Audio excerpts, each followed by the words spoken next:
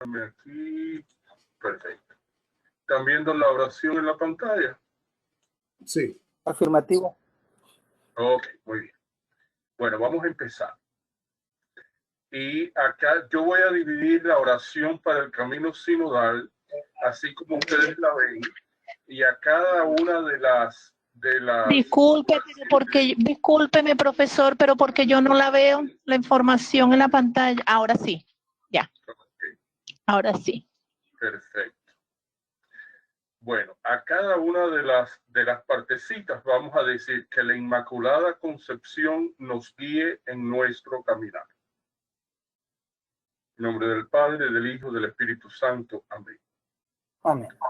Bueno, hoy es un día muy especial porque hoy es el día de la Inmaculada Concepción,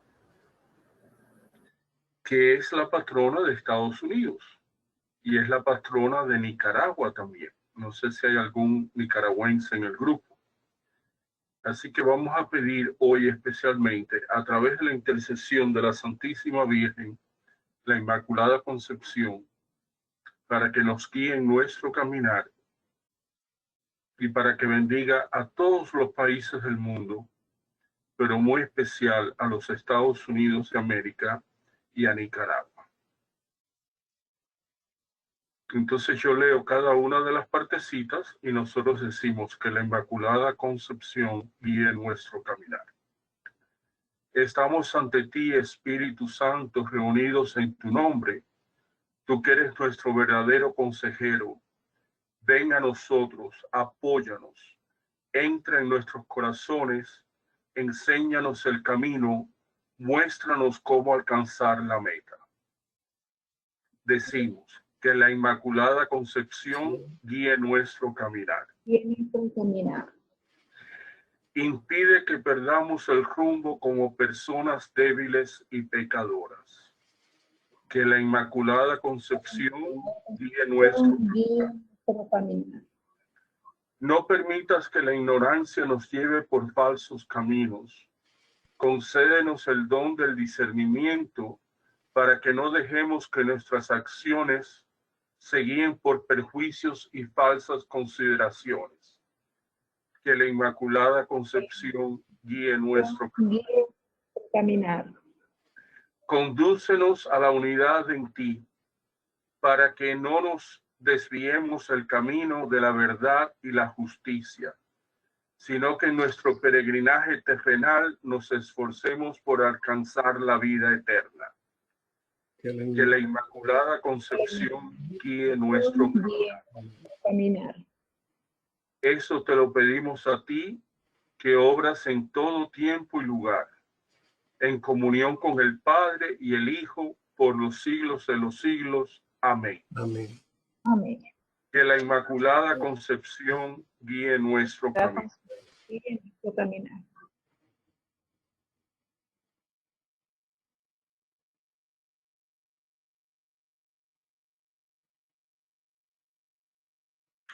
Bueno, comenzamos con el tema de esta semana. Y vamos a seguir hablando sobre la teología en la que se apoya esta idea de sínodo o sinodalidad. Y vamos a recordar un poquito la clase de la semana anterior. Recuerden que la semana anterior leímos el pasaje de Hechos 10, del 1 al 48, que es la historia de Cornelio y su conversión. ¿Alguien se recuerda quién era Cornelio?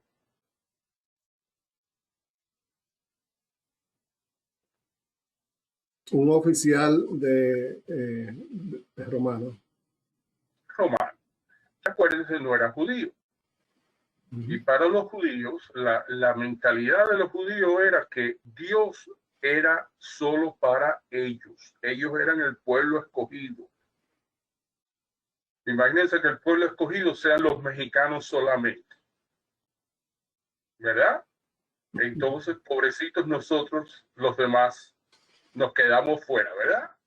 Entonces, esa es la mentalidad de los judíos, que Dios, ellos son el pueblo escogido. Y por lo tanto, las demás personas no pertenecen al pueblo escogido. Entonces, Cornelio era un hombre piadoso, bueno, temeroso de Dios. Acuérdense que la idea de temor de Dios no quiere decir miedo de Dios. Temor de Dios quiere decir respeto por Dios. Era un hombre respetuoso de Dios y todas sus cosas. Y por lo tanto, Dios lo visita. ¿Cuál fue la señal de Cornelio de que Dios lo escoge? ¿Alguien se recuerda? Fue cuando a la hora nona el ángel de Dios entró a su casa. Correcto. El ángel, él tiene como una especie, sí, el ángel va, ¿verdad? Y le dice que mande a buscar a Pedro. Entonces Pedro va, ¿verdad? Pedro, este hombre que era muy importante, que tenía soldados bajo su servicio, envía a varios de sus criados, varios soldados, a que vayan a buscar a Pedro. Y entonces Pedro, antes de llegar a estas personas, Pedro tiene un sueño. ¿Y cuál es el sueño que tiene Pedro?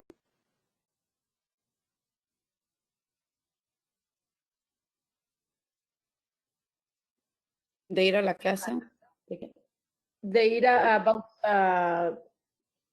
bautizar. Que va a recibir la visita de unos sirvientes de Ajá. una fiesta. Antes que recibe la visita de los sirvientes, Pedro tiene un sueño, se queda Pedro dormido. tiene un sueño, perdón, tiene un sueño, él se queda dormido y ve como un manto blanco, una sábana blanca de 4 puntas, ¿verdad? Correcto, Que le dice que coma de esos, que mate y coma de esos animales, correcto. ¿verdad? Y él le dice que no, Señor, ¿cómo yo voy a comer algo impuro? Y el Señor le responde algo más o menos así, que recuerdo que le dice que él no puede llamar impuro lo que es creado por él, digámoslo así, pues. ¿Eh? Entonces, ¿Cuál es el significado de esto? el significado de esto quiere decir que todos ante los ojos de Dios somos iguales.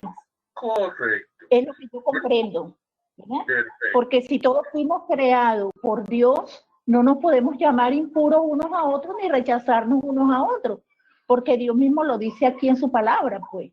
¿Ve? Ante los ojos de Dios todos somos iguales. Correcto. Tengamos la raza que tengamos, pues. ¿Ve? Seamos de cualquier país. Correcto. Creo yo que eso, ¿no? Sí, perfecto. Muy bien, muy bien. O sea, acuérdense, esto es Dios utiliza este sueño como una comparación entre los judíos y los no judíos. Los judíos, los puros, los no judíos, los impuros, los paganos. Los impuros, sí.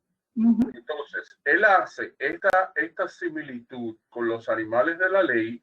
Habían animales que eran puros, que se podían comer, y habían animales que eran impuros, que no se podían comer, como el cerdo. Entonces, él dice, lo que ha creado Dios no puede ser considerado impuro por nosotros. Entonces, aquí vemos una señal clara de cómo el Espíritu Santo guía a la iglesia. A veces nosotros tenemos nuestras ideas, nuestros prejuicios, nuestras ideas predeterminadas, y Dios nos muestra un camino diferente. ¿Okay? Entonces, esto va a pasar siempre a lo largo de la historia. ¿Por qué? Porque la iglesia no es algo que está terminado. La iglesia es algo que no está concluida. La iglesia se va haciendo a medida que pasa el tiempo. Y Dios va mostrando diferentes caminos o caminos que son nuevos a nuestra imaginación. Imagínense ustedes que nosotros de aquí a 100 años van a suceder cosas en el mundo, en la historia, que nosotros no tenemos la menor idea. Entonces, a medida que van apareciendo nuevas situaciones en la historia, en la iglesia, pues Dios va a mostrarnos el camino a seguir. Porque a veces nosotros tenemos nuestras propias ideas nuestros juicios, nuestros perjuicios, Sí. que no vienen de Dios, que son de nuestra parte humana. Entonces Dios nos tiene que estar recordando constantemente que Él guía a la iglesia, que no son nuestros pensamientos, no son nuestros juicios los que guían a la iglesia, sino que Él guía a la iglesia. ¿Ok? Bueno, entonces, vimos la semana pasada también la presencia del Espíritu Santo desde el comienzo de la creación. Y cómo ese Espíritu Santo va guiando al pueblo escogido de Dios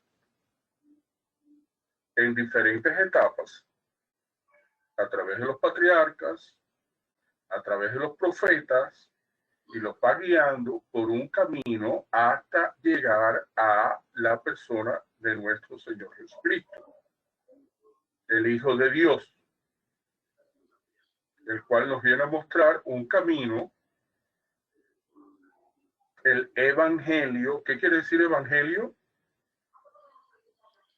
La buena noticia, la buena nueva. Buena noticia, correcto. Nueva, buena noticia, algo nuevo. Es como el culmen de la revelación de Dios. Y por eso hoy, la fecha de hoy es tan importante en la iglesia. Hoy celebramos la Inmaculada Concepción de María. ¿Qué quiere decir la Inmaculada Concepción de María?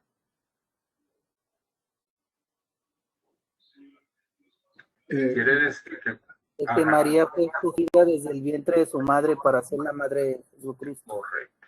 María desde el vientre de su madre fue escogida. Dios le dio todas las gracias, todas las ayudas que ella necesitaba desde el seno de su madre para ser la madre del Redentor. Eso es obra también del Espíritu Santo.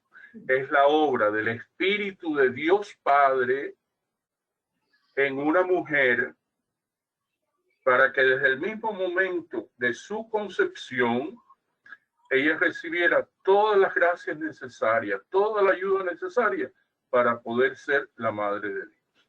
Entonces, por eso decimos que el Espíritu Santo es la fuente de todos los carismas y ministerios que edifican a la iglesia. Acuérdense, un carisma es un don gratuito que Dios nos ha dado. Siempre ese don es con la intención de ser compartido con los demás. Sí. Nunca es para uno quedarse con el don. O sea, usted tiene el don de una personalidad agradable, simpática. Bueno, pues ese don es dado a usted para que usted lo comparta con los demás miembros de la comunidad. Para alegrar a la comunidad, para alegrar a la familia. Nunca es para que usted se quede con él. Usted tiene el don de ser una buena cocinera. Cocina y le queda todo sabroso. Bueno, pues ese don se le ha dado a Dios, Dios se lo da para que usted lo comparta con los demás. Nunca para que usted se quede con ese don, con ese regalo. Entonces, ¿qué es el ministerio? Cuando la comunidad reconoce ese don que usted tiene y se oficializa. Se hace oficial para toda la iglesia, para que usted ejerza ese ministerio a favor de los demás. ¿Okay? Bueno, dijimos la semana pasada, un poquito de repaso, el Espíritu atestigua, guía a la iglesia en su presente y de una generación a otra generación. En el magisterio, el Espíritu asiste. ¿Qué cosa es el magisterio? The upper crust de los obispos and all that wonderful stuff. The teaching office, el oficio de enseñanza que ejerce la iglesia. Fíjense, yo les puedo enseñar a ustedes, pero yo tengo que enseñar de acuerdo al pensar y a la creencia de la iglesia.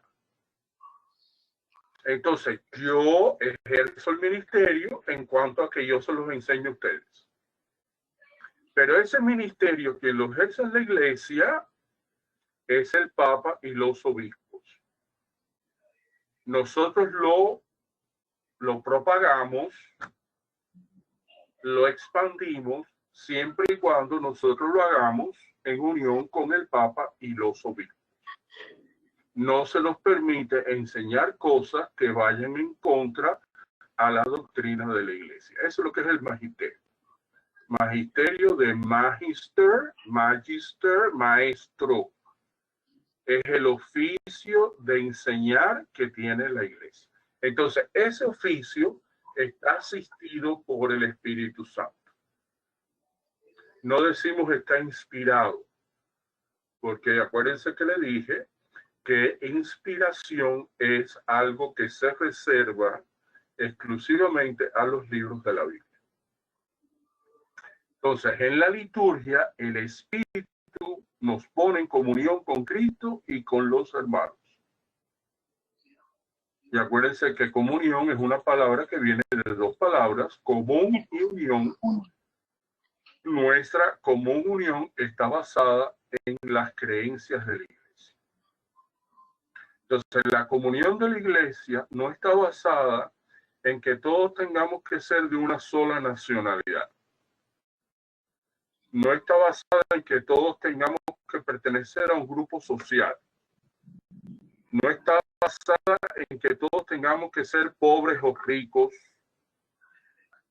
La común unión de la iglesia está basada en que todos creemos las mismas cosas, los mismos principios. Mira, esto es muy bonito, porque cuando nosotros nos bautizamos, nos hacemos miembros de la iglesia. El bautismo es cuando una persona se hace ciudadano americano, ¿verdad?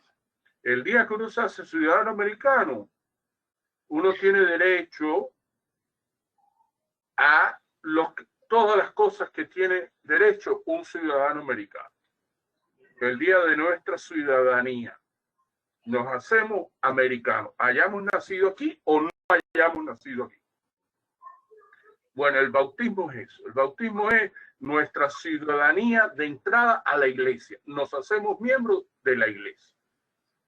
Entonces, por lo tanto, todos tenemos los mismos derechos en la iglesia. Esto es muy bonito. Entonces, ¿qué quiere decir eso? Bueno, eso quiere decir que ya, aunque yo haya nacido en un país, en Venezuela, en España, en Cuba, en República Dominicana, en Puerto Rico, en México, ya eso tiene que tomar un segundo lugar en mi vida. Porque ahora yo soy ciudadano de la iglesia. Esa debe ser mi ciudadanía número uno. Ser ciudadano de la iglesia por el bautismo. ¿Desde qué cosa tan bonita es? Sí. Entonces ya cuando nosotros somos ciudadanos de la iglesia, no podemos estar pensando que si aquel es puertorriqueño y aquel es ecuatoriano y aquel es venezolano. No, todos somos iguales. Todos tenemos los mismos privilegios y las mismas responsabilidades en la iglesia. ¿Okay? Esto es muy bonito, muy bonito, muy bonito. Ok, ¿qué es la eclesiología? La eclesiología viene de la palabra griega eclesia. Iglesia, eclesia. ¿Te parece? En inglés no se parece mucho, ¿verdad? Church, porque viene del alemán. Pero el significado es una asamblea. Al principio tenía un uso común o secular, no tenía un uso religioso. Pero la asamblea es aquellas personas que se reúnen en asamblea para adorar a Dios, para alabar a Dios. Y eso viene del hebreo, la palabra hebrea kahal. Y en kahal, en hebreo, quiere decir una convocación. La asamblea se reúne porque Dios los ha convocado. Dios los ha llamado. Convoca. Voca, llamar. Convocar. Llamar. Entonces, la asamblea se reúne porque Dios los ha convocado. Entonces, la palabra eclesiología quiere decir el estudio sistemático del misterio de la iglesia. Acuérdense que todas las cosas que son asociadas con Dios están envueltas en el misterio. Porque a Dios lo podemos entender, pero no lo podemos entender del todo. Siempre queda algo de misterio, algo que no podemos explicar, algo que se nos sale fuera de nuestro entendimiento. Por ejemplo, en la misa, cuando el Padre consagra el pan y el vino, en español decimos, este es el sacramento de nuestra fe. Pero en inglés se dice, this is the mystery of our faith. The mystery. Porque en griego, misterio y sacramento es la misma cosa. Entonces, ¿cómo, por ejemplo, cómo podemos explicar que en el pan y el vino se convierten en el cuerpo y la sangre del Señor? Eso es misterio. Por ejemplo, ¿cómo podemos explicar que en el bautismo nosotros recibimos un signo que se queda grabado aquí en nuestra mente, en nuestra frente? Somos bendecidos con el óleo. Entonces, por lo tanto, dicen las Escrituras que ese signo, ese misterio, ese sacramento nos sella, nos pone un sello en la frente que nos identifica delante de Dios. Nadie puede ver ese sello. Por ejemplo, cuando el miércoles de ceniza nos ponen el sello, la cruz en la frente. Esa es una cruz visible de ceniza. Pero en el bautismo se nos ha puesto un sello en la frente que es invisible, que no puede ser visto, solamente es visto por Dios. Entonces, la iglesia es un misterio. ¿Cómo es posible que la iglesia, que es liderada por hombres, como el Papa Francisco, los obispos, que son hombres imperfectos, llenos de pecado, pero sin embargo la iglesia es guiada por el Espíritu Santo? Eso es un misterio increíble, ¿verdad? Hay que verlo solamente con los ojos de la fe, porque con los ojos humanos eso no puede ser entendido. Solamente desde la fe podemos darnos cuenta de ese gran misterio. Entonces, la eclesiología es el estudio sistemático del misterio de la iglesia. Existe una eclesiología, y fíjense que esa eclesiología la he puesto en letras mayúsculas, porque esa es la eclesiología oficial de la iglesia. Con varias eclesiologías. Por ejemplo, la de los teólogos, pero que no son oficiales. Y otras eclesiologías, que es el sentido primario que cada uno de nosotros posee acerca de lo que es la iglesia. Entonces, esa eclesiología que yo tengo, que es una definición primaria que me nace a mí del corazón,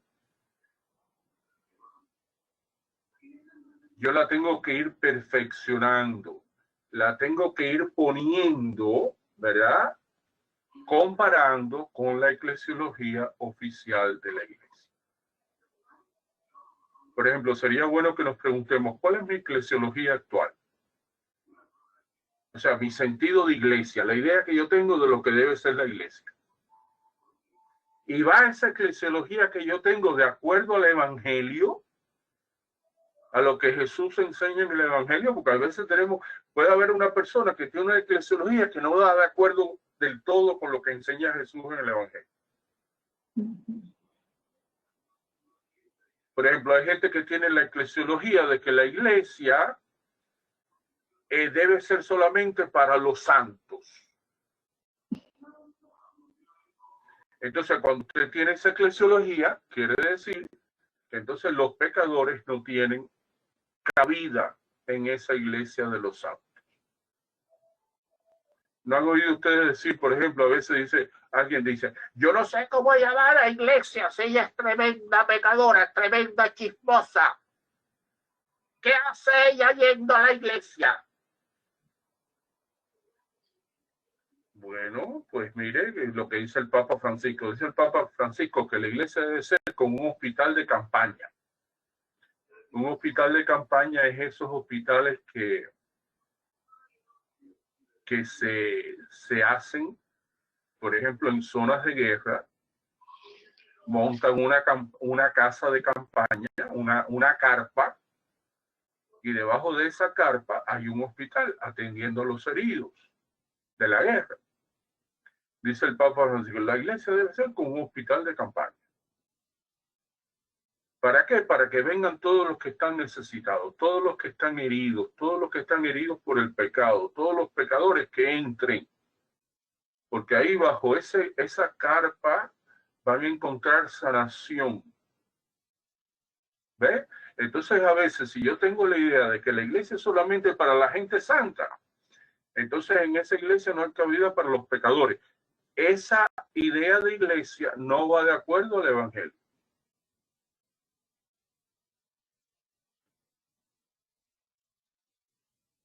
Entonces, otra pregunta, ¿va de acuerdo mi eclesiología con la enseñanza actual de la iglesia?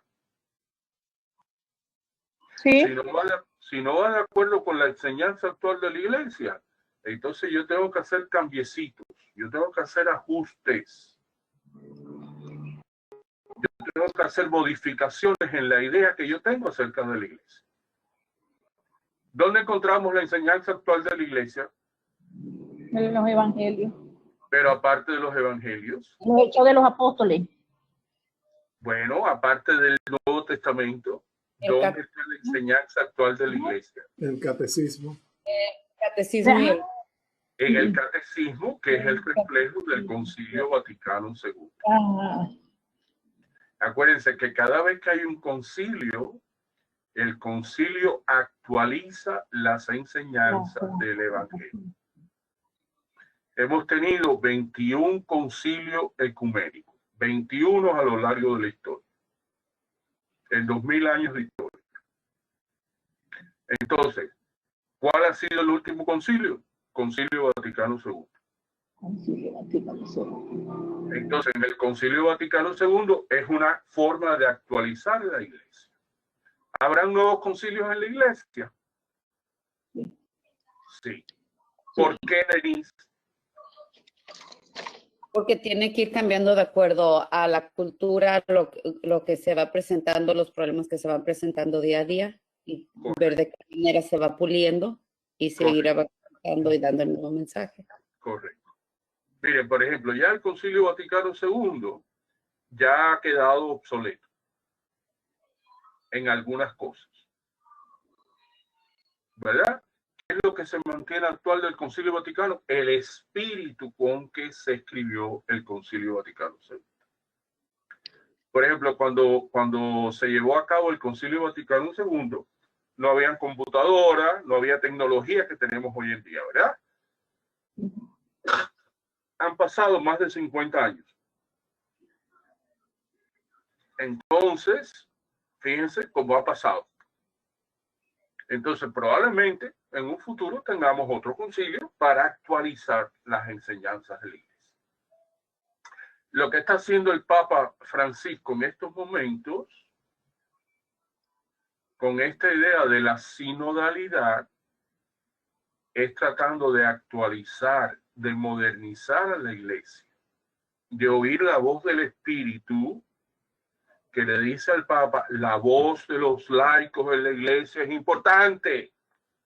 La iglesia no es solamente los obispos. La iglesia no es solo los curas, sino que todos en la iglesia tenemos una voz que debe ser escuchada. La iglesia va caminando, va avanzando en la historia a medida que escucha la opinión, el pensar, el sentir de la gente. No de toda la gente, sino la gente que pertenece a la iglesia, de aquellos que somos miembros de la iglesia. Entonces, ve, el enfoque eclesiológico puede cambiar con el tiempo. Antes del Vaticano II, había un énfasis ¿verdad? Se hablaba mucho de la iglesia como cuerpo místico. ¿Qué cosa es místico? Algo, una persona mística, ¿qué quiere decir?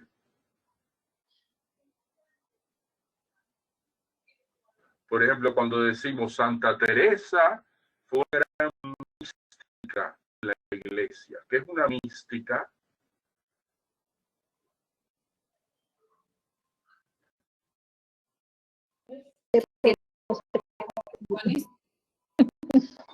¿Cómo, Denise? No te escuché. Tienen revelaciones. ¿Cómo? Que tienen revelaciones. Bueno, correcto. Pues quiere decir más que nada una espiritualidad, una persona de una profunda espiritualidad.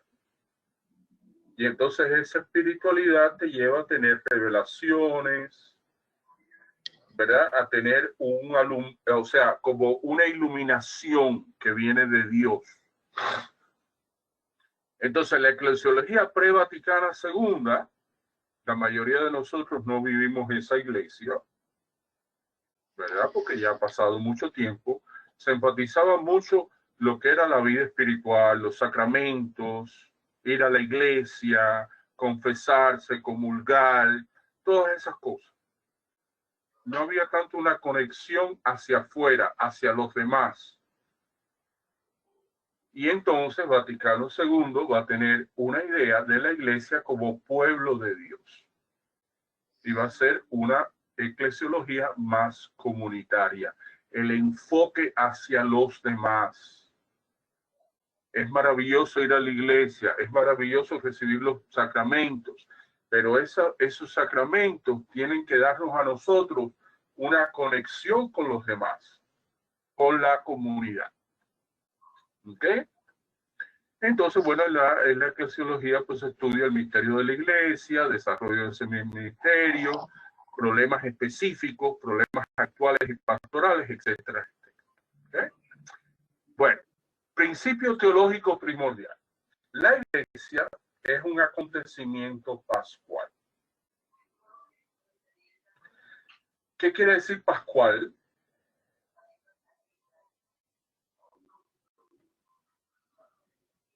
Pascua, ¿qué cosa es la Pascua? El paso del Señor. Dice El paso, ¿ok? Entonces acuérdense que el paso nuestro tiene que ver con el paso de nuestro Señor Jesucristo de esta vida, del sufrimiento, de la pasión, la cruz, la muerte y el paso hacia la resurrección. Eso es lo que es el misterio pascual. Fíjate, la palabra misterio otra vez. Acontecimiento pascual. The Paschal Mystery en inglés. Misterio pascual. El acontecimiento pascual, que es el paso de esta vida con el sufrimiento y la muerte hacia la vida eterna, la resurrección. Fíjense que eso es un evento misterioso, ¿verdad? Todo lo que tiene que ver con Dios está asociado al misterio. Entendemos algunas cositas, pero no lo entendemos del todo. No nos queda claro. Eso nos sucede a nosotros cuando experimentamos la muerte. Cada vez que vivimos una experiencia de muerte en la familia, ¿verdad? Y vemos a la persona que ayer reía, cantaba, se movía y hoy no puede hacerlo, nos recuerda ese misterio, ¿verdad? Como el soplo, el rúa de Dios nos acompaña, pero en un momento ese rúa se nos retira, se nos quita. Y por lo tanto ya la persona que ayer se movía, era un ser viviente, un ser alegre, ya todas esas cualidades se le han retirado. Entonces ese es el acontecimiento pascual. Esa es nuestra esperanza cristiana. Nuestra esperanza cristiana no es que yo me voy a ganar la loto este sábado. La gente tiene, me voy a ganar la loto y se me va a arreglar la vida. No, esa no es la esperanza cristiana. La esperanza cristiana es que un día, aunque voy a morir, pero resucitaré. Mira cosa más linda, ¿verdad? No le entendemos todo clarito, no está claro. Pero creemos en la fe, porque nuestro Señor Jesucristo nos lo ha dicho. Entonces esa es nuestra esperanza cristiana. Entonces la iglesia es un acontecimiento pascual, nace de esa experiencia. Y es un acontecimiento trinitario. Mira, a veces uno pregunta, ¿quién fundó la iglesia? Y la gente dice, ay, nuestro Señor Jesucristo. Ay, el Espíritu Santo, el día de Pentecostés. Bueno, entonces, ¿quién fue? ¿Nuestro Señor Jesucristo o el Espíritu Santo? Los dos. Son los tres. Los tres, correcto. Una Trinidad. Los tres. Es un evento trinitario. Nace verdaderamente con la experiencia de Pentecostés, un evento neumático del Espíritu Santo. ¿Qué quiere decir la palabra neumático? Por ejemplo, ¿no han oído que en algunos países se dicen para las gomas de los carros, ¿verdad? Nuestro carro que anda en 4 gomitas, 4 ruedas. Hay países que dicen los neumáticos. ¿Por qué neumáticos? Porque están llenos del soplo de aire. Y acuérdense que el aire, el soplo, está asociado al Espíritu Santo. ¿Les queda claro eso? Neumático quiere decir soplo, neumático del Espíritu Santo. Pero tiene sus antecedentes en el Jesús histórico. Porque el Jesús histórico previó alguna forma de iglesia.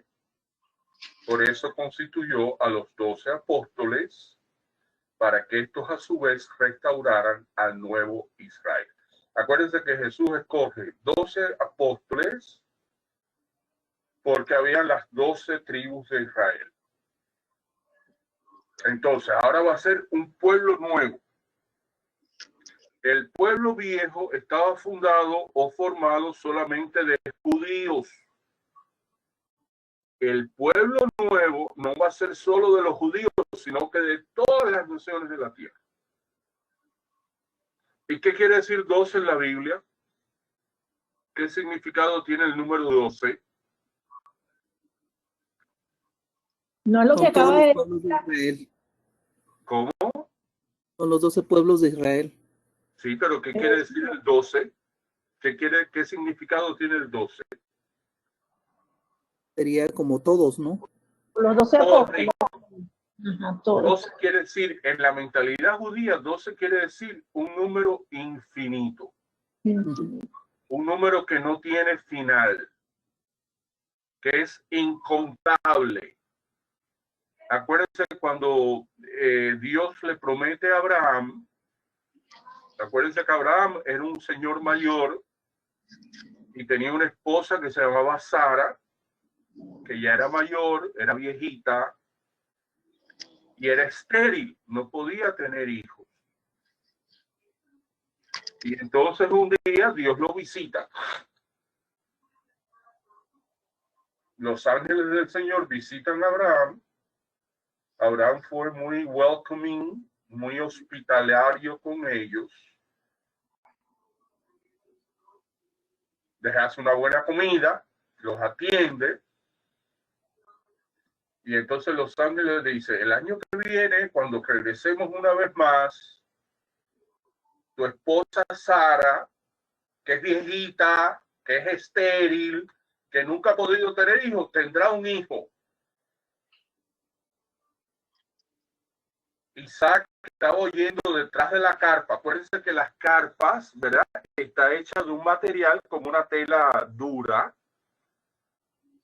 Y Sara estaba oyendo detrás de la carpa. ¿Y qué hace Sara cuando oye eso? Se ríe. Se ríe. Incrédula, se ríe. El hijo que van a tener se llama Isaac, que quiere decir el hijo de la risa, el hijo de la burla. Y entonces Isaac se casa y va a tener 12 hijos. Entonces el 12 en la mentalidad judía es un número incontable, porque Dios le dice a Abraham, haré de ti el padre de una gran nación. Y sus descendientes serán como las estrellas del cielo y la arena del mar. Incontable. Mira qué bonito, ¿verdad? Entonces, de Abraham, pues Isaac, Jacob, entonces van a venir todas las generaciones. Jesucristo van a ser de esa línea. Entonces, los hijos de Jesucristo, no hijos carnales, sino hijos espirituales, serán como las estrellas del cielo y la arena del mar. Incontable. Eso es lo que quiere decir 12. Quiere decir un número incontable. Tus descendientes serán incontables. Y así son los descendientes de Jesucristo. Incontables. Mira, cosa tan bella, ¿verdad? Entonces, pero esta idea de iglesia está en la mente de Dios Padre desde los comienzos. ¿Por qué? Porque desde los comienzos de la creación, Dios Padre se da cuenta en su cabeza que va a hacer falta un movimiento, ¿verdad? Un evento, un grupo de personas que se va a llamar la iglesia. ¿Y para qué va a ser necesaria? Para la salvación de la humanidad. Entonces la iglesia está en la mente de Dios Padre desde los comienzos, como misterio, como un plan, como un propósito salvífico de misericordia y gracia. Entonces está anunciada por Jesús como promesa, Mateo 16, del 3 al 20, me encanta este pasaje bíblico, pero nace en Pentecostés como una experiencia pascual, como una experiencia del Espíritu, un paso de un lugar a otro lugar. Bueno, entonces estuvimos hablando del Vaticano II. Y vamos a hablar un poquito sobre el Vaticano II. Acuérdense, la teología de la Iglesia se renueva con cada concilio.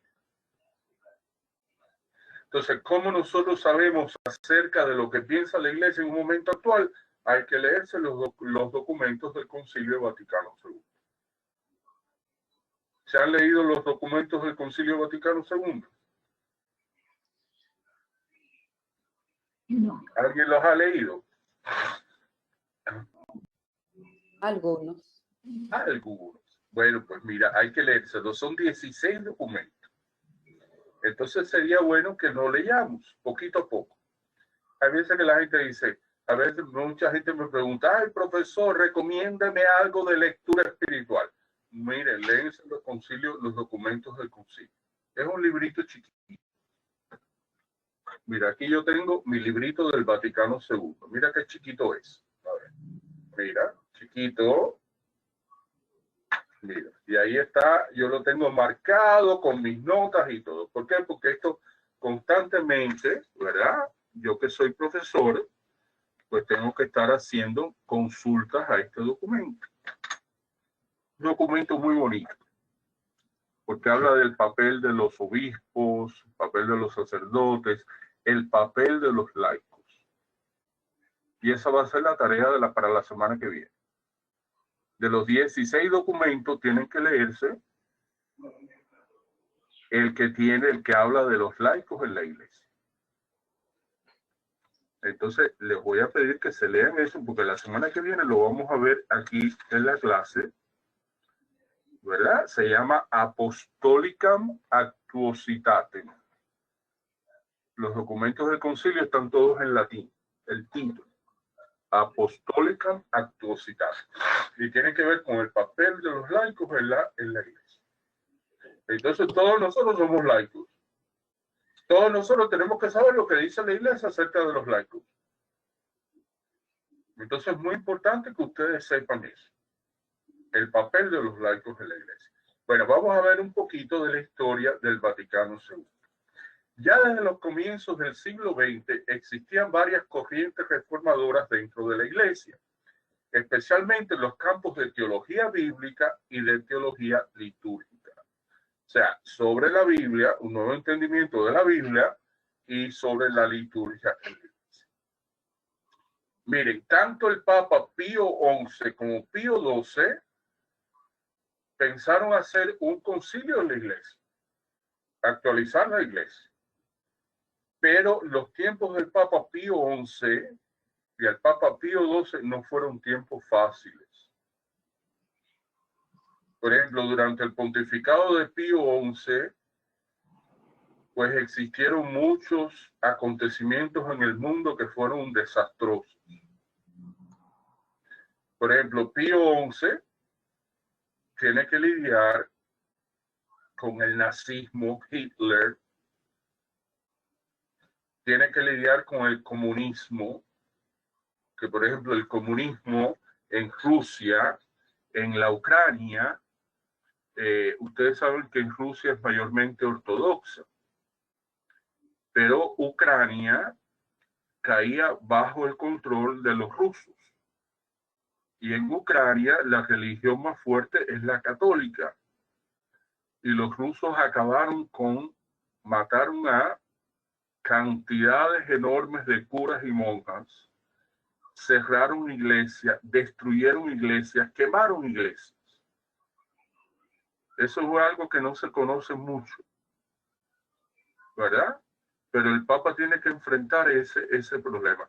Por ejemplo, por la guerra civil española. La guerra civil española, no importa del lado que nosotros nos pongamos, fue el bando republicano quiso destruir a la iglesia. Mataron muchos curas, muchas monjas, muchos laicos comprometidos. ¿Ok? Por ejemplo, todo lo que sucedió en México, la persecución de la iglesia en México, la guerra cristera, no sé si saben de eso, pero si no deberían de leer. Fue grande, o sea, la iglesia en el siglo XX fue muy perseguida. Entonces el Papa Pío XI tiene que lidiar con eso. Entonces, cuando tienes tantos problemas por tantas partes distintas, pues no puedes convocar un concilio, porque los tiempos no son propicios para eso. Lo mismo va a pasar con Pío XII. Por ejemplo, enseguida que Pío XII fue electo papa, al poco tiempo comienza la Segunda Guerra Mundial. La Segunda Guerra Mundial va a durar del año 1939 a 1945. La gran cantidad de gente que muere en la guerra. Porque en la guerra, ustedes saben quiénes van a la guerra, los muchachitos jóvenes, de soldados. Entonces, en cada familia europea, no importa del bando que estuvieras, ya fuese del bando de Alemania, de Italia, o fueras del otro bando, Francia, Alemania, Francia, Inglaterra, murieron muchos jóvenes de ambas partes, de ambos bandos. Muchas familias quedaron destruidas por el dolor. Imagínense ustedes que ustedes tengan un hijo jovencito de 18 años o varios hijos, porque acuérdense que antes las familias eran muy numerosas. Tenían muchos hijos. Hubieron familias que le mataron 3 o 4 hijos en la guerra. Imagínense el dolor que eso causa. Porque a veces, por ejemplo, en las Américas nosotros no vivimos esa experiencia de primera mano. Pero la mayoría de los países europeos la vivieron. El dolor, la pobreza. Hubieron ciudades que quedaron totalmente destruidas. Por ejemplo, si uno visita hoy en día Berlín, la capital de Alemania, o sea, la Berlín que conocemos hoy en día no era la Berlín de aquellos tiempos. Entonces, todo eso va a causar mucho dolor. Y después que se acaba la guerra, viene el tiempo de la reconstrucción. Hay que empezar a hacerlo todo de nuevo. no solamente el aspecto físico, sino el alma de las personas que ha quedado destruida, que ha quedado herida por el dolor, el sufrimiento, la muerte. Entonces no eran tiempos propicios para hacer un concilio. Entonces ya en los tiempos del Papa Pío, o sea, cuando llega Juan 23, Juan 23 es electo en 1958, ya ha pasado más de 10 años que terminó la guerra, ya Europa se está volviendo a encaminar, entonces fueron tiempos propicios para convocar un concilio. Lo convocó el 25 de enero de 1959 en la Basílica Romana de San Pablo Extramuros. Fíjate, es muy bonito, muy significativo esto. ¿Por qué? Porque San Pablo fue el apóstol de los gentiles. San Pablo se le conoce como el apóstol de los no judíos, porque es aquella persona que utiliza el Espíritu Santo. El Espíritu Santo lo llama, porque acuérdense que San Pablo no era un cristiano. San Pablo era el perseguidor de los cristianos. Dios lo llama, Dios lo cambia, le cambia su mente, su forma de pensar. ¿Para qué? Para convertirlo a la nueva fe. Y como era una persona muy culta, muy educada, Dios lo utiliza para que él pueda anunciar y convencer a mucha gente a que acepten el mensaje de nuestro Señor Jesucristo. Fíjate qué cosa tan bonita, ¿verdad? Cómo Dios cambia nuestra mente, nuestra forma de pensar y la adapta a su forma de pensar. Esto es muy importante que siempre lo pensemos, ¿ok? Y siempre lo tengamos en mente. Juan 23, le decían el Papa bueno, era un Papa gordito, simpático, todo el mundo lo quería, gente de otras religiones, ¿verdad? Es una persona que nace en 1881 y en todos sus estudios de la iglesia, él va adquiriendo todos los conocimientos nuevos, las formas nuevas de pensar en la iglesia, va adquiriendo los aires modernistas. Trabajó como secretario de su obispo, siempre mostró preocupación por las cuestiones sociales, hasta fue capellán del ejército en la Primera Guerra Mundial. Se va a destacar en países problemáticos. Fíjate cómo Dios lo va preparando a él. Por ejemplo, lo mandan a Bulgaria y ahí tiene conocimiento de los comunistas. Luego lo mandan a Turquía y allí hacen lazos de amistad con los musulmanes. Y luego va a Grecia con los ortodoxos. Mira, cosa tan bonita, ¿verdad? ¿Cómo podemos hacer amigos de diferentes personas, aunque tengan otras creencias, otras religiones, otras formas de pensar? Luego lo mandan de nuncio a París. El nuncio es como el embajador del Papa en un país. Por ejemplo, en Estados Unidos hay un nuncio. Quiere decir, el nuncio, el embajador del Papa, el representante del Papa en Estados Unidos. Y allí Francia fue abanderada de muchas cosas en la iglesia en el siglo XX. Por ejemplo, allí se va a dar lo que fue los sacerdotes obreros, sacerdotes que, aparte de su sacerdocio, trabajaban en empresas, en fábricas. Allí va a tener un conocimiento del catecumenado, del movimiento litúrgico, de las misiones en la iglesia. Entonces, después de haber tenido un recorrido tan fructífero, fue nombrado cardenal de Venecia en 1953. Ustedes saben que para llegar a papa hay que ser cardenal, ¿verdad? Y el cardenal va a escoger a un papa, o sea, cuando hay un cónclave, el cónclave es la reunión que elige al nuevo papa.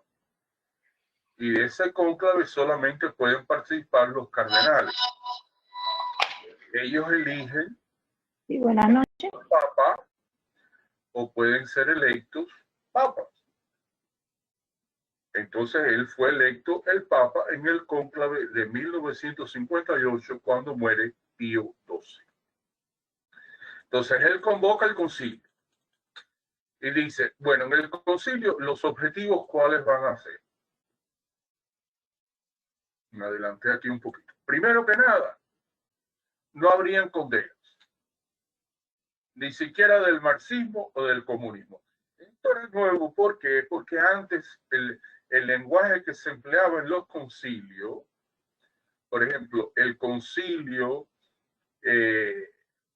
promulgaba una nueva doctrina en la iglesia. Y al final de esa promulgación siempre ponían una coletilla, una oración que decía, y el que no crea esto, condenado sea, anatema sea. ¿Han oído la palabra anatema? Anatema quiere decir condenado. Dice el Papa, en este concilio no vamos a tener ningún tipo de condenas. Segundo, una apertura de la iglesia. Y se usa mucho la palabra en italiano aggiornamento.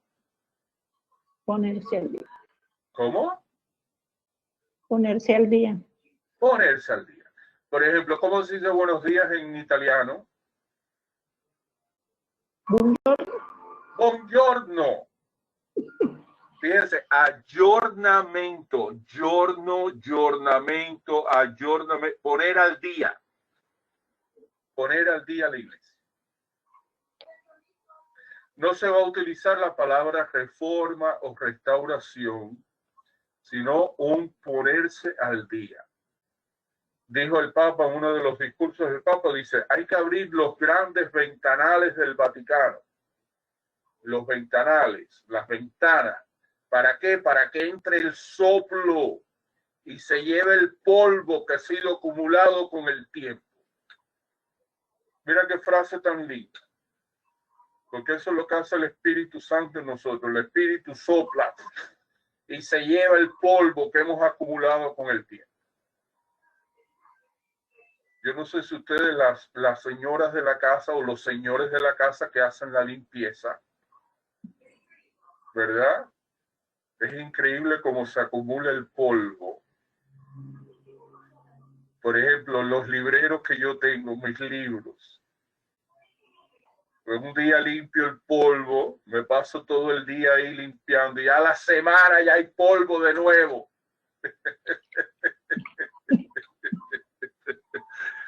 ¿Verdad? Pues decía el Papa, mira, el polvo se ha acumulado porque en las ventanas de la iglesia entra mucho polvo. Hay que soplar, hay que dejar que salga. Tenía mucha razón el Papa. Y el tercer propósito era la unidad de los cristianos. ¿Por qué? Porque los cristianos nos hemos separado a lo largo de la historia. El gran principio, o sea, la primera división fue en el año 1054 con los ortodoxos. 1054. Se divide la iglesia entre la iglesia católica romana y la iglesia ortodoxa griega. ¿Y por qué se divide? Por cuestiones de etnia, lengua. Muy triste. Y después la segunda gran ruptura comienza en 1517, cuando Martín Lutero se separa de la iglesia. Y comienza, ¿verdad?, las religiones protestantes. Entonces, ¿qué es lo que quiere el Papa? El Papa quiere una llamada al ecumenismo. Y el ecumenismo es básicamente una actitud de humildad. O sea, nos hemos dividido, pero tendamos puentes. Podemos ser amigos, podemos colaborar juntos. Han leído en las noticias, han visto en las noticias la visita que el Papa hizo recientemente a Chipre en español. Chipre y Grecia. ¿Y cuál fue una de las cosas importantes que el Papa hizo en esas visitas a Chipre y Grecia? Lo han visto en las noticias casi no nos reportan de eso. Pero el Papa ha pedido perdón. Ha pedido perdón a el líder de la Iglesia Ortodoxa de Grecia por las acciones de los católicos que han llevado a la ruptura. Y lo mismo hizo en Chipre, pedir perdón. Lo mismo hizo Juan Pablo II. ¿Por qué? Porque nuestra parte humana, la parte humana de la Iglesia, nosotros causamos problemas, causamos divisiones. Entonces, ¿cuál es el final del ecumenismo? Es que podamos reintegrarnos para que haya una sola iglesia cristiana. Eso va a costar mucho, ¿verdad? Porque nuestra forma de ser humana es egoísta y todo, pero hay que hacer el intento. Hay que hacer el intento por tratar de reintegrarnos. Y aunque no podamos tener una reintegración plena, pero el ecumenismo es el tratar de ser amigos,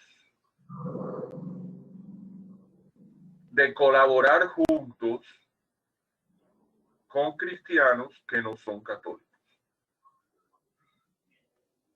Por ejemplo, puede haber un diálogo, que lo hay. La Iglesia Católica tiene diálogo con todas las religiones cristianas.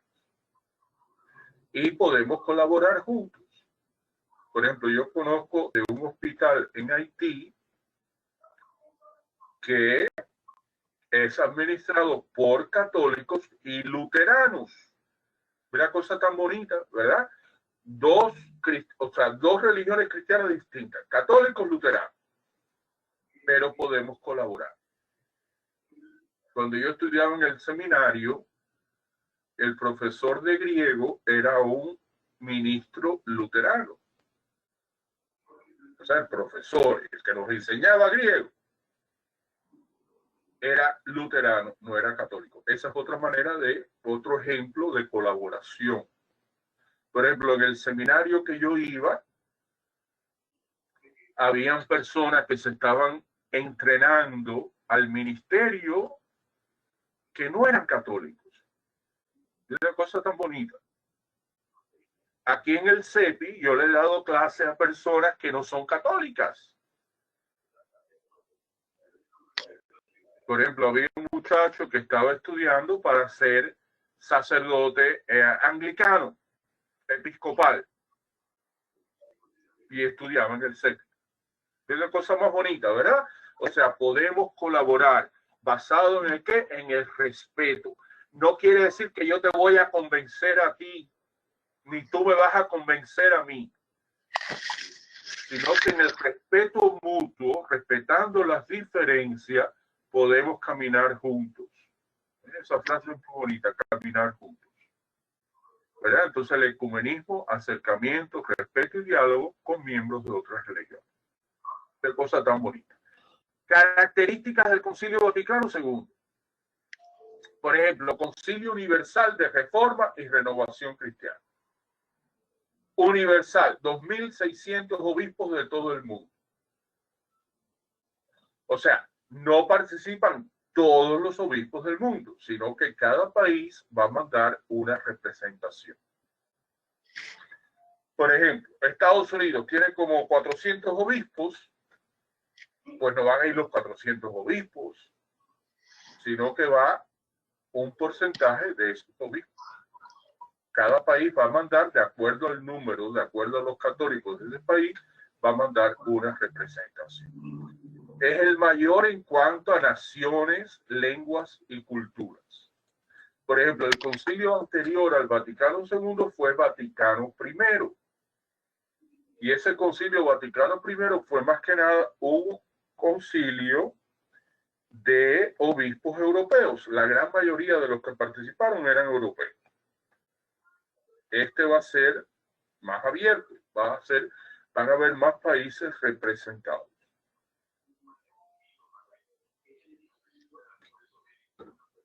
También va a tener observadores no católicos.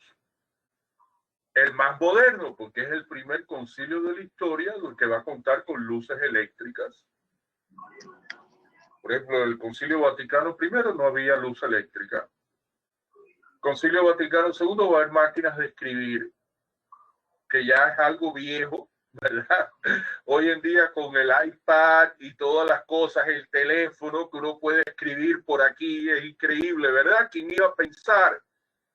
Aquellos de nosotros que somos más viejitos, hace 50 años, hace 30 años atrás, ¿quién nos diría a nosotros que habría un teléfono sin cable? Pónganse a pensar un poquito. Hace 30 años atrás, ¿quién iba a decir que iba a haber un teléfono sin cable? Entonces, este es el primero que va a tener máquinas de escribir, teléfonos, medios de comunicación, televisión, radio, transportes modernos como el avión. Por ejemplo, cuando se celebró el Concilio Vaticano I, no existía el avión. Para ir a Roma, de América, había que coger un barco. Y el barco te pasaba un mes en el camino. Fíjense todo el progreso que hemos hecho, ¿verdad? Por ejemplo, a mí me gusta mucho ir a Italia, porque estudié allá y me encanta. Italia me encanta. La última vez que fui fue en el 2019, estuve 5 semanas allá. Tengo un amigo que vive allá y me da alojamiento. Si tuviera que pagar hotel, no podría ir, ¿verdad? Entonces, mi amigo que es sacerdote venezolano de Maracaibo, Venezuela, me invita. Ahora él quiere que yo vaya otra vez. Pero yo me quejo porque son 8 horas en el avión. Bueno, yo tengo muchos problemas de espalda y soy un poquito grande. Entonces el asiento del avión es muy estrechito. Cuando llego allá, la espalda, sobre todo la parte baja de la espalda, me duele mucho. 8 horas. Y de regreso son 11 horas. Pero imagínense, en el tiempo del Concilio Vaticano I había que estar un mes en el mar. Imagínense eso. Fíjense todos los avances que ha hecho. Entonces, transporte moderno y todo. La idea de la iglesia que se presenta en el Concilio Vaticano II es como pueblo de Dios y comunión. ¿Qué es la iglesia? El pueblo de Dios que camina en este mundo. Por ejemplo, no sé si han oído, han escuchado o han cantado esa canción que dice somos un pueblo que camina. Bueno, esa canción representa mucho la idea de iglesia del Vaticano II. Y somos comunión, somos una común unión. Estamos unidos porque Dios nos ha convocado. Y de cosa tan bonita esa. La iglesia no es como un club de tenis o un club de deportes, sino que la iglesia, nosotros pertenecemos a la iglesia porque Dios nos ha convocado, Dios nos ha llamado. Y entonces Vaticano II va a decir, la autoridad jerárquica, eso es los obispos, como servicio. Mira cosa tan bella. O sea, los líderes de la iglesia no están ahí para mandar, sino que están para servir. Los obispos nos guían, pero esa guía es un servicio. No es como un mando. No es como el presidente de un país o el gobernante de un país. ¿Verdad? Por ejemplo, nosotros vivimos en un país muy afortunado porque ustedes saben que cada 4 años hay elecciones y el pueblo escoge a su presidente. Pero ustedes saben que el presidente en Estados Unidos tiene una autoridad limitada. Y por eso a veces la Corte de Justicia o el Congreso limita los poderes del presidente.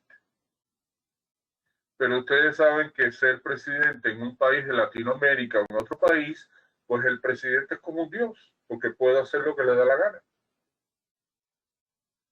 Entonces, los obispos en la iglesia no mandan, sino que deben ejercer su cargo para servicio de la iglesia. Y entonces, pues, se va a enfatizar en el Vaticano II la participación de todos sus miembros en la triple misión de Cristo: sacerdotal, profética y real. Cuando nosotros somos bautizados, se nos bautizan con estas tres categorías: sacerdotal, que quiere decir presentar nuestro servicio a Dios; profética, que quiere decir anunciar la palabra; y real viene del rey, que gobierna, que dirige. Cada uno de nosotros tiene esa función. Y por último, el empeño de la iglesia con el ecumenismo. Acuérdense, ecumenismo es un movimiento. Un movimiento que no es algo organizado, sino es una mentalidad. Es una forma de ver las cosas. Es un sentir. Es algo guiado por el corazón, por el espíritu. ¿Y cuál es esa mentalidad y ese movimiento? El acercarnos a todas las personas. No los tenemos que cambiar. Ellos no nos tienen que cambiar a nosotros, sino que aceptándonos, tú en tu posición, yo en la mía, podemos ser amigos, podemos colaborar. Un concilio de transición irreversible. ¿Qué quiere decir transición?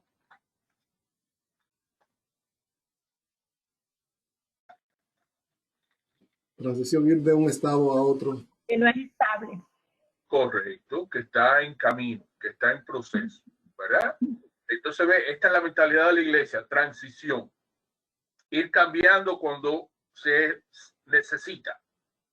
¿Y qué quiere decir irreversible? Vuelta atrás. No hay vuelta atrás. ¿Ok? Dice, el concilio era un final y a la vez un comienzo. Porque acuérdense, la iglesia no está terminada. La iglesia se hace, se va haciendo, se seguirá haciendo a medida que los tiempos cambien. Entonces, no era un final, o sea, era un final, pero a la vez un comienzo. Y según el gran teólogo Karl Rahner, mi teólogo favorito del siglo XX, él hablaba de comienzo de un comienzo. Imagínense, el concilio se cerró en el año 65. Ya han pasado 56 años. Entonces eso quiere decir que ya ha pasado mucho tiempo. Comienzo de un comienzo, porque la iglesia siempre necesita estar comenzando. Es como cada uno de nosotros, ¿verdad?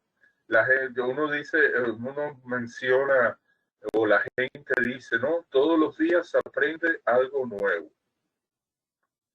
Pues eso aplica a la iglesia.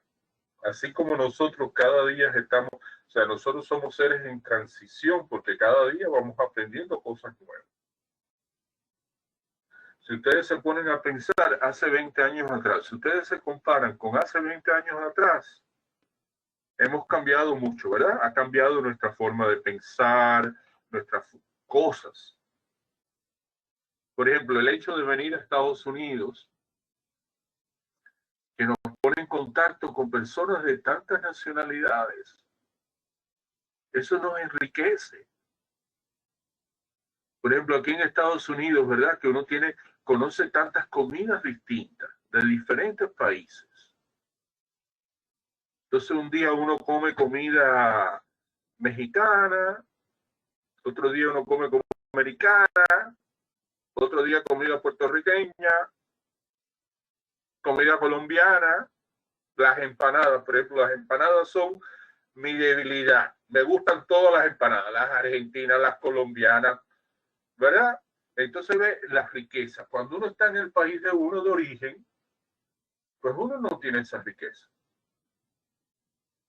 Entonces eso es solamente una muestra de cómo nos vamos enriqueciendo a medida que nos abrimos, ¿verdad?, a otras culturas. Por ejemplo, la comida cubana no es muy picante, pero mi madrecita, que en paz descanse, ¿verdad?, que al principio no le gustaba mucho la comida picante, pues luego le encantaba la comida picante, ¿verdad? Ay, échale un poquito de picante. ¿Ves cómo uno va abriéndose, uno va experimentando, y a medida que uno se abre, uno va enriqueciéndose? Porque eso no te empobrece, eso te enriquece, de estar abierto a las diferentes culturas. Pues lo mismo sucede en la iglesia. Concilio de una nueva conciencia eclesial.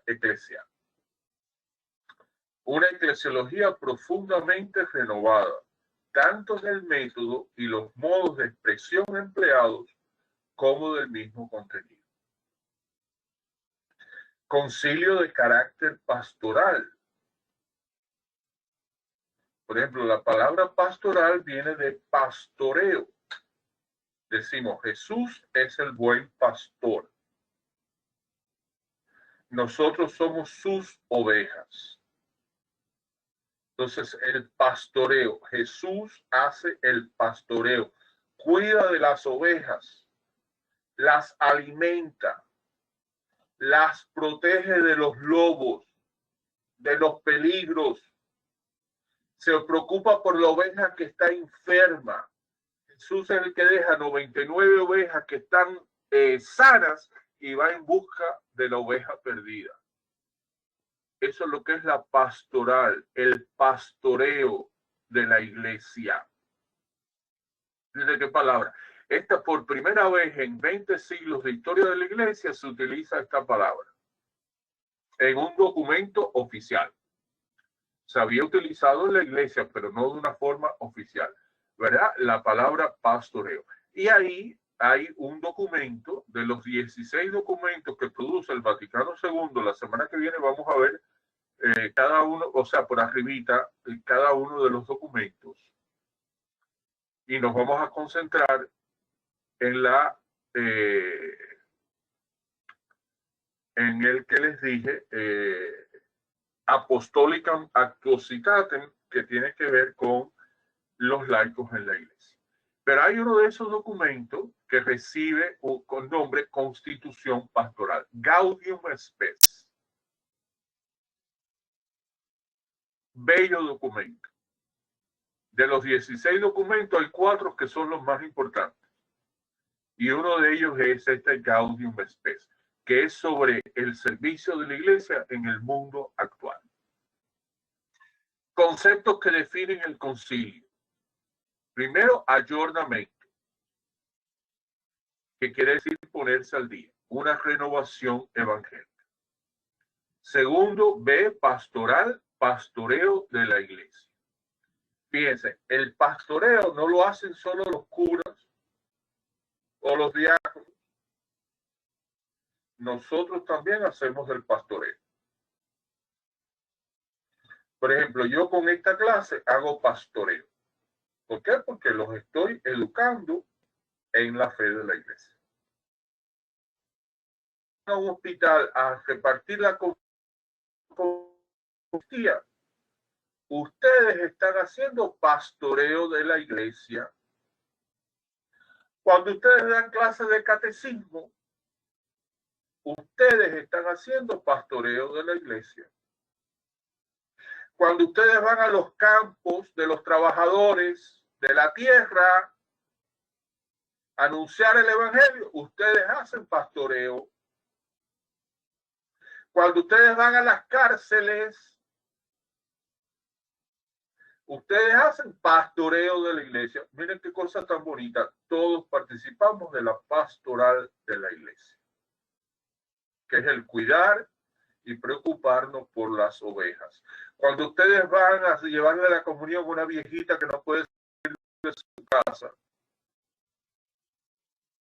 está postrada en una cama, ustedes hacen pastoreo de la iglesia.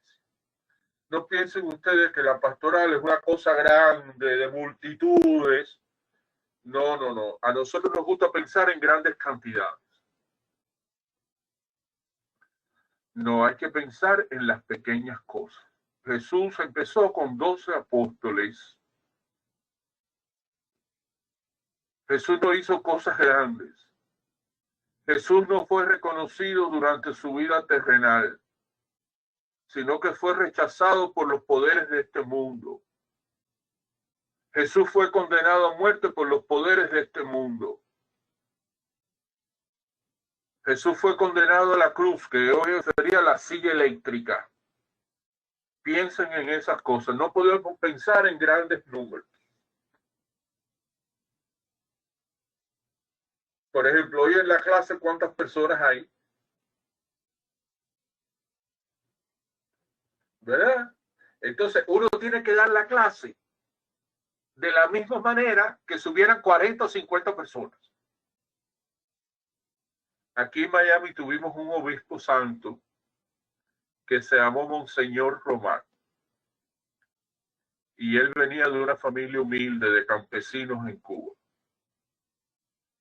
Entonces él siempre hacía la historia de que había ya un campesino que se levantaba a las 4 de la mañana todos los días a dar de comer a las vacas. Y entonces él decía de una manera muy sencilla, ¿verdad? Decía que había veces que nada más que venían 2 vacas a comer. Pero hay que levantarse de todas maneras. Porque esas 2 que vienen son las que tienen hambre. Y esas hay que darles de comer. ¿Verdad? Entonces uno tiene que ser, el trabajo que uno hace, el pastoreo que uno hace, uno lo tiene que hacer, aunque venga una persona, pero uno lo tiene que hacer de la misma manera que si hubieran 100 personas. Porque acuérdense siempre, el trabajo de Jesús siempre fue un trabajo de poquitas personas. Y siéntanse siempre confortados, agradecidos del Espíritu Santo, que el Espíritu Santo nos escoge a nosotros, aunque seamos indignos, aunque seamos pecadores. ¿Para qué? Para realizar la labor de la iglesia. Pero cada uno de nosotros hace esa labor. ¿Ok? Entonces, pastoreo de la iglesia. En palabras del Papa Juan XXIII, el nivel supremo de la vida de la iglesia. Para eso existe la iglesia. La iglesia no existe para tener un edificio maravilloso, moderno, lindo, con cristales de, ¿cómo se diría? Con todos estos, los cristales de la iglesia, ¿no? Que son muy... ¿Cómo? Vitrales. Vitrales, gracias por recordármelo, se me fue la palabra, se me fue. Sí, no hay cuidado. ¿Cómo? No, que no hay cuidado. Así nos pasa a cualquiera. ¿Verdad? Como dice, yo tenía una tía que ya murió, decía, a cualquiera se le muere un tío. Se va, sí. ¿Verdad? Las palabras se van, ¿verdad? Así entonces, es. La iglesia no es eso. La iglesia es cuando la gente se reúne y celebra la palabra, celebra la Eucaristía. Esa es la iglesia no es un edificio, la iglesia es las personas. Es un evento cuando la gente se reúne. ¿Verdad? Esto es muy importante que lo tengamos en cuenta, que no es el edificio. La iglesia, quizás hay un edificio que es muy hermoso, pero adentro no hay espíritu. Y quizás hay allá, ¿verdad? Podemos ir debajo de un árbol, al lado de la playa, y hay un gran espíritu, se siente el espíritu de Dios.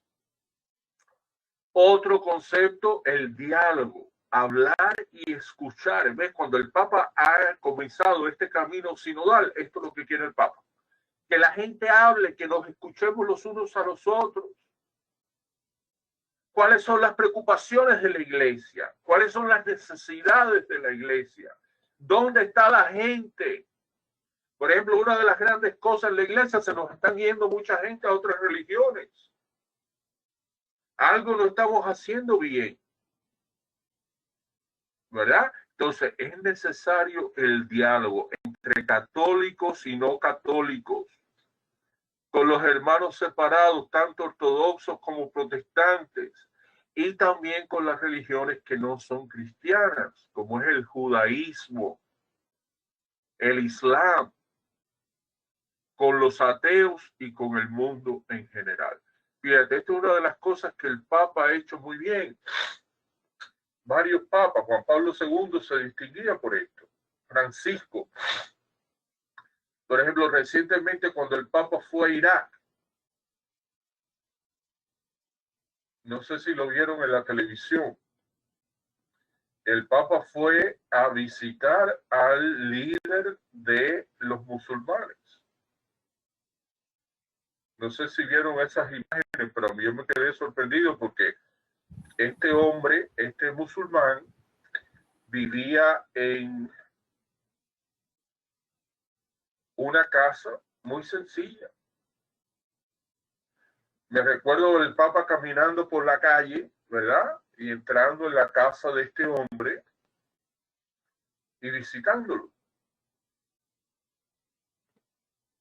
Entonces, esto es muy representativo del espíritu del Vaticano II, el diálogo, la apertura, ir hacia los demás, no esperar que los demás vengan a mí. Por ejemplo, durante el Vaticano II se publicó una encíclica Ecclesiam Suam, bello documento, habla de la iglesia. Si alguna vez quieren leerse algo bonito, les recomiendo que se lean esto. Hoy en día uno lo puede buscar todo en internet. Hay una página, no sé si están familiarizados, que se llama vatican.va. ¿Conocen esa página? Pues allí en vatican.va hay una cajita que tiene una lupa. Y en ese cuadradito que tiene una lupita, ustedes entran lo que ustedes quieran. Por ejemplo, Ecclesiam Suam. Y le dan a la lupita. Y entonces les aparece el documento completo. No tenemos, hoy en día no tenemos que comprar nada. Todo está ahí.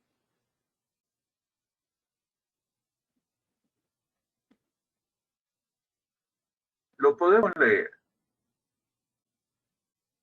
Es un documento precioso, nos levanta el espíritu, porque así tiene que ser la iglesia del Señor. ¿Ok? Muy lindo. Una idea hacia el mundo, hay que tender puentes hacia el mundo. Fíjate, esto es algo muy interesante, porque antiguamente, cuando la iglesia entraba cuando alguien se metía a cura o a monja, decían, dejé el mundo, abandoné el mundo. Y entonces había esa idea, ¿no? Como que el mundo era algo negativo, dominado por Satanás. Entonces tú te metías a cura o monja para abandonar el mundo, para hacerte una vida más santa. Y Vaticano II dice, no, no hay que dejar el mundo, hay que estar en el mundo, hay que estar dentro del mundo, hay que servir al mundo. No es esa separación entre una realidad y la otra. O sea, hay que servir, no despreciarlo, sino valorizarlo. No de condenarlo, sino de confortarlo y salvar. Una cosa tan bella. ¿Ok?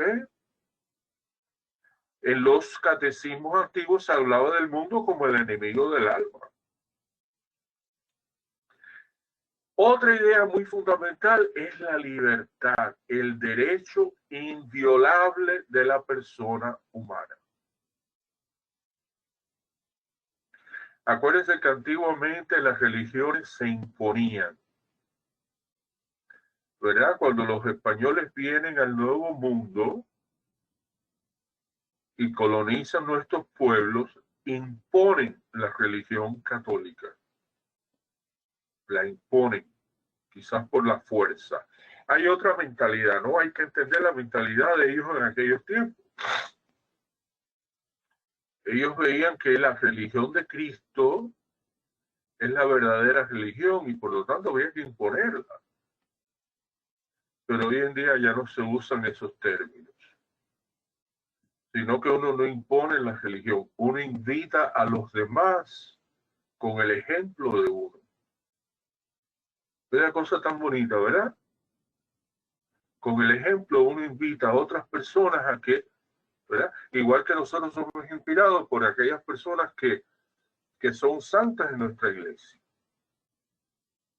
Porque todos conocemos personas de gran santidad. Cada uno de nosotros hemos sido bendecidos con personas en nuestras vidas que nos han mostrado con su ejemplo la santidad. En nuestros tiempos modernos nosotros hemos contado con personas como Juan Pablo II. Qué gran papa, ¿verdad? Con la Madre Teresa de Calcuta. Qué ejemplo de sencillez, de humildad, de pequeñez, ¿verdad? Una persona que no era bella en su aspecto físico, porque hoy en día valoramos mucho los 20 que son lindas. La Madre Teresa no era linda, pero la Madre Teresa tenía una belleza interior que nos movía a nosotros, que nos inspiraba, que nos invitaba a ser mejores personas. Eso es lo que está hablando, ¿verdad? Entonces, la iglesia respeta la libertad de conciencia de las personas. Imagínense ustedes un niño que ha nacido en una familia musulmana. Ese niño ha adquirido la religión musulmana. Y en todas las religiones hay cosas buenas, hay cosas bellas, ¿verdad? Entonces, no podemos culpar a nadie. Tenemos que respetar la libertad de esa persona porque ha nacido en una religión. Y eso es lo que dice Vaticano II. ¿Okay? Y por último, los signos de los tiempos.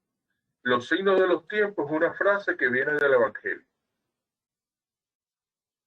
¿Y cuáles son los signos de los tiempos? Jesús dice, si ustedes ven que se forma un nubarrón a la distancia, eso nos indica de que va a llover, que va a haber mal tiempo. Pues los signos de los tiempos son esos signos en nuestra realidad, en nuestro mundo que nos indican por dónde van las cosas. Entonces nosotros tenemos que ser lectores, nosotros tenemos que ser intérpretes de los acontecimientos históricos. ¿Y cuál es el significado que tienen en nuestras vidas? Y cuál debe ser la dirección por la cual nosotros debemos de seguir.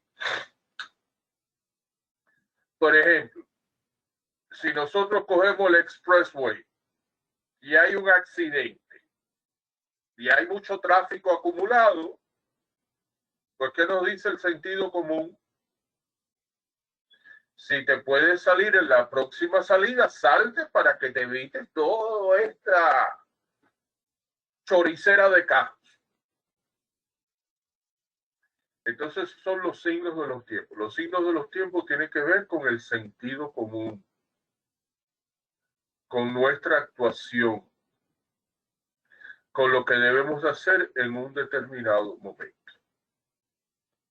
Dice la Gaudium Spes, dice, es deber permanente de la iglesia escrutar a fondo los signos de los tiempos e interpretarlos a la luz del Evangelio. Nosotros también estamos llamados a hacer eso en nuestras vidas personales. Escrutar a fondo los signos de los tiempos, lo que está pasando en mi vida en estos momentos, los nubarrones que veo alrededor mío en estos momentos. Y tengo que interpretarlos, darle respuesta a la luz del Evangelio. Muy bien. Antes de pasar a las preguntas y respuestas, esta es la tarea para la semana que viene. Buscar en los documentos del Vaticano II el titulado Apostolicam Actuositatis sobre el apostolado de los seglares, de los laicos, y escoger 3 ideas que te hayan llamado la atención. Fíjate, de todo lo que leen, me escriben ahí 3 ideas que se les haya quedado a ustedes en la cabeza. Y quiero que lo escriban en una hojita para que puedas repasarlos de vez en cuando. Siempre que uno lee algo, uno debe de tomar notas. Mira, por ejemplo, aquí en estos Vaticanos, mi libro de Vaticano II, dentro yo tengo 3 ideas. A ver, no, tengo varias, no 3, son 5 ideas. Mira, aquí. Y lo dejo aquí en mi librito para entonces yo lo busco. ¿Ok? ¿Cómo podemos encontrar ese documento? A ver, alguien que me diga. Ya lo puse en el chat, el link. Qué bueno, me alegro mucho. Qué alumna tan genial, ¿verdad? Acuérdense, vatican.va. Y ahí está el link directo. ¿Cómo? Que puse el link directo que va a esa. ¿Cómo se llama? Muy bueno, muy bien, Denise. Muy bien, ¿ok? Quiero que lo lean. Si no se lo pueden leer y todo, pues van así por arribita. Van leyendo los subtítulos y ahí les va dando ideas, ¿ok? Pero es bueno que nosotros sepamos, porque tenemos que saber cuál es el papel nuestro en la iglesia. Porque a lo mejor se encuentra un cura loco por ahí que abunda, o un diácono loco, diácono Héctor, y el diácono se pone a decir cosas y usted dice, oiga, espérese un momentico, diácono, mire aquí lo que dice Vaticano II, ¿verdad? Entonces tenemos que estar bien informados sobre la iglesia. A ver, preguntas y respuestas. ¿Alguna pregunta? ¿Algún comentario? Quick question. Ajá, sí. Durante la colonización, hubo un sínodo en the 40s, 40 something. Sí. Ok. Preguntaba porque estaba leyendo algo para la otra clase and quería ver si había entendido bien o no. Ok. I will put that in my paper. Sí. Sínodo tiene diferentes nombres, ¿verdad? Algunas veces se llama sínodo o se llama concilios. ¿Verdad? Por ejemplo, hubo un concilio regional en México, hubieron muchos. En los 1600, 1700, porque el sínodo es una forma de actualizar, ver las necesidades de la iglesia en un periodo especial. Por ejemplo, aquí en Miami nosotros tuvimos un sínodo de la iglesia de la arquidiócesis de Miami hace 2 o 3 años atrás. O sea que el sínodo es una asamblea que se trata de recoger cuáles son las necesidades de la iglesia y dar una respuesta ahí. ¿Okay? Por eso esto se llama el camino de la sinodalidad. ¿Ok? Mira, el camino sinodal.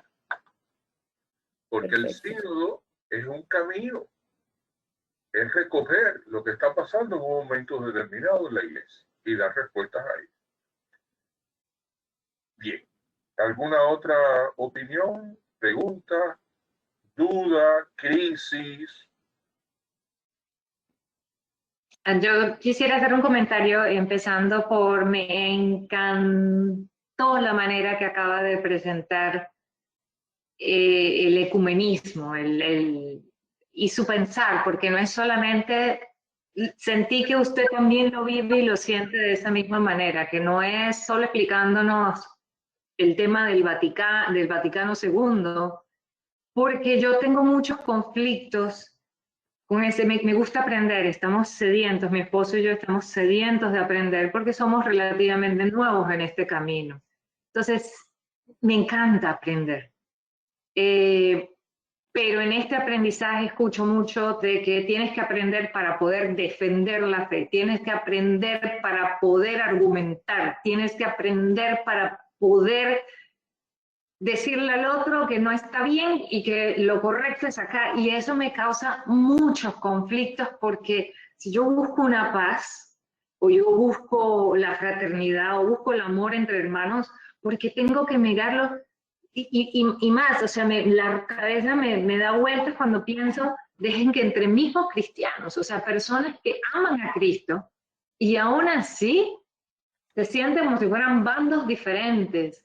Entonces, la manera que usted lo ha presentado es tan bello, pero tan bonito, o sea, cada palabra era como música, era aroma, era un perfume, y cada vez me mostraba un perfume diferente, o sea, qué cosa más linda, y luego culmina diciendo que sea tu vida. Qué buena eres conmigo. No merezco tanta bondad. O sí se la merece porque no todo el mundo presenta de esa manera, y no estoy hablando de otros profesores, sino de personas que me encuentro en el camino. Entonces, cuando escucho a alguien que ha leído, que has instruido, que conoce, que sabe, y aún así lo mira de esta manera, es refrescante. O sea, me da alegría, me da paz. Y la invitación, lo digo clarísimo, es que tu vida sea lo que invite a los demás. ¿Qué manera más bella de presentarlo? No hubo argumentos, no hay peleas, no hay yo gano, tú pierdes. Ganemos todos, o sea, y seamos el mejor ejemplo, la mejor imitación de Cristo. Y tal vez eso sea lo que nos traiga más a una unión mucho más fuerte y mucho más sólida. Eso es lo que... Así que muchas gracias. O sea, me voy feliz, feliz, feliz. Recuerden siempre que nosotros, si somos mensajeros de Cristo, tenemos que usar el método de Cristo. Y el método de Cristo es el amor, es la paciencia, ¿verdad? Quizás no podamos convencer a alguien o no logramos comunicarnos de una manera efectiva la primera vez. Por ejemplo, es cuando uno es profesor en clase de niños, ¿verdad, Denise? ¿Cuántas veces tú tienes que repetir la misma cosa en la escuela? Ya perdí la cuenta. Mire, cuando uno trabaja con niños, uno explica algo, lo explica una segunda vez, lo escribe en la pizarra, lo manda hoy en día se pone mucho todo a través del email, en el chat, como hace el Denise, que le escribe a ustedes y le manda el nombre del documento. Y después que uno pasa por todos esos pasos, 3, 4, 5, 6, 7, siempre hay un estudiante que levanta la mano y dice, profesor, no entendí. Y uno lo tiene que volver a explicar otra vez, ¿verdad? Entonces, eso nos va a pasar. Tú sabes que repetir y repetir y repetir, pero la forma en que uno repite es muy importante, ¿verdad? Uno no puede perder la paciencia, uno tiene que tener la sonrisa, ¿verdad? Uno tiene que tener el amor, mostrar el amor, igual que con los hijos, los niños chiquitos, ¿verdad? Cuando uno le dice al niño, no te subas allá arriba que te vas a caer. No te acerques al fogón que te vas a quemar. ¿Verdad? Y el niño va y se acerca, se cae, se quema. ¿Verdad? Entonces hay que tener siempre ese espíritu, el espíritu de Cristo. ¿Alguna otra opinión? Yo le voy a opinar aquí sobre algo que usted, que dice el que dijo, dice el Papa, ¿verdad? Que es lo que él está buscando, que todos somos uno, ¿verdad? Y lo que trata, lo que puedo entender que sí, como dice la señora, cuando uno lo transmite, suena muy bonito, en que todos seamos unos, en que nos las llevemos bien, en que haya un diálogo, en que haya una buena comunicación, ¿verdad? Pero es triste de que dicen que por lo menos en muchos sacerdotes, no serán todos, pero yo hablo por mi propia experiencia, pues. Yo escuchando esto, me hace usted mismo irme atrás en mis pensamientos, ¿verdad? Y yo digo, o sea, qué bonito, porque yo pertenecía a una comunidad cuando entré a la iglesia, cuando uno entra de principio, que uno es nuevo, todo el mundo como que lo quiere agarrar, los movimientos que están dentro de la iglesia, ¿eh?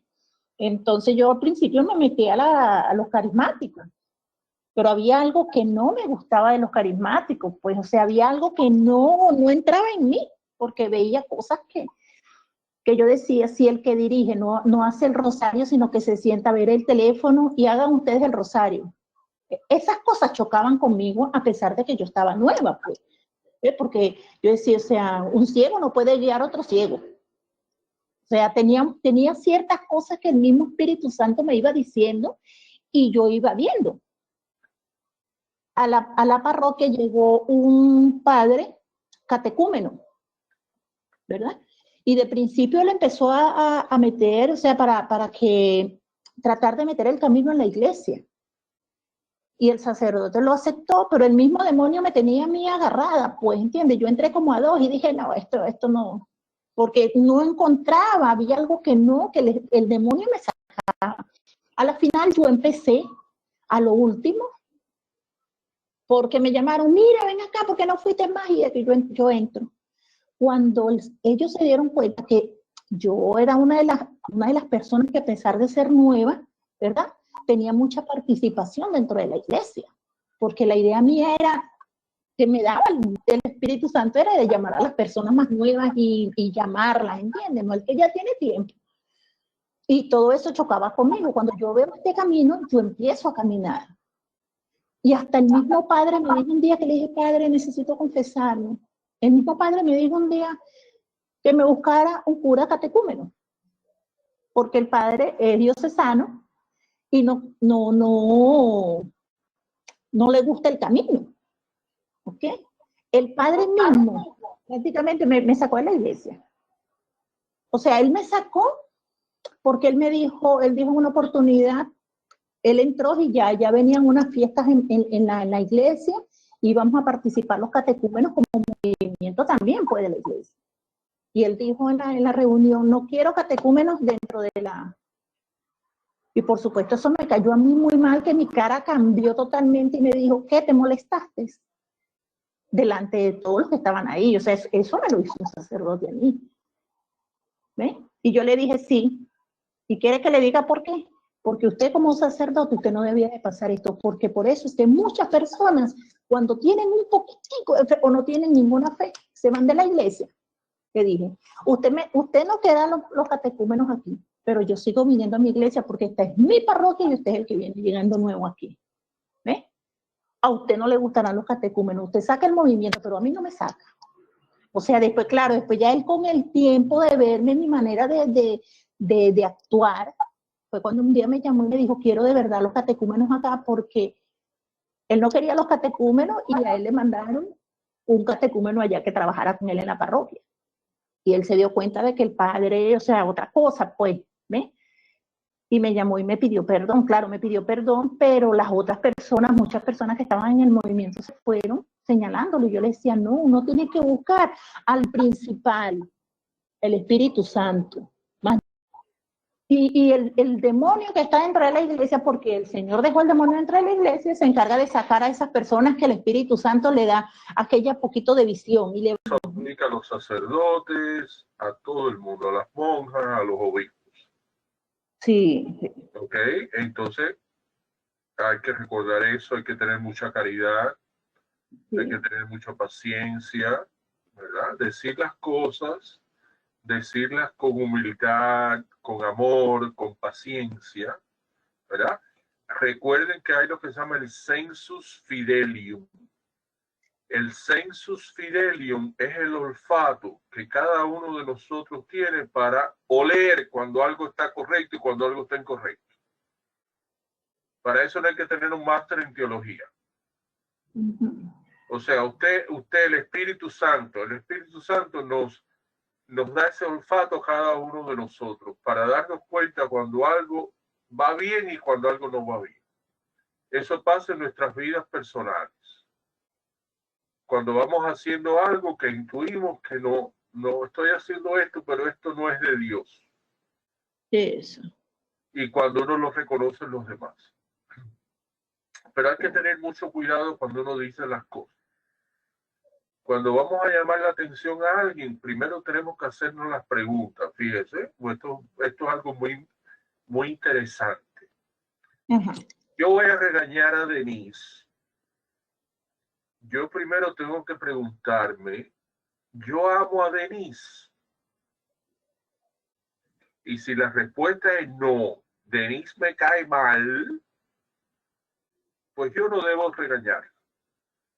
Porque si yo regaño, entonces el regaño va a venir va a ser hiriente, no va a ser, ¿verdad? Entonces, mejor yo digo, bueno, mira, fíjate. Yo no se lo voy a decir a Denise.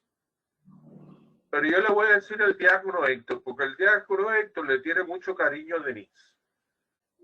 Y él se lo va a decir de una forma amorosa.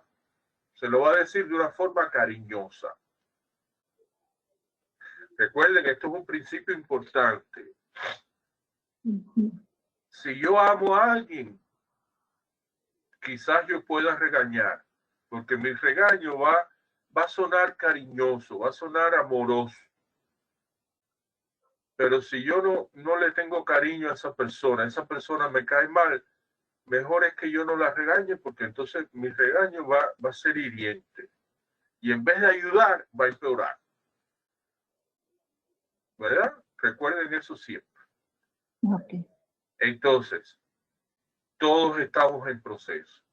Todos, incluyendo los sacerdotes. El hecho de que una persona sea sacerdote no quiere decir que ya está perfecto. Ya no le falta nada, ya llegó al final del camino. No, está en proceso también. ¿Ok?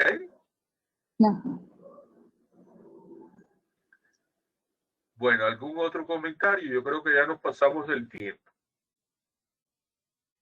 A ver, Humberto, tú ibas a decir algo.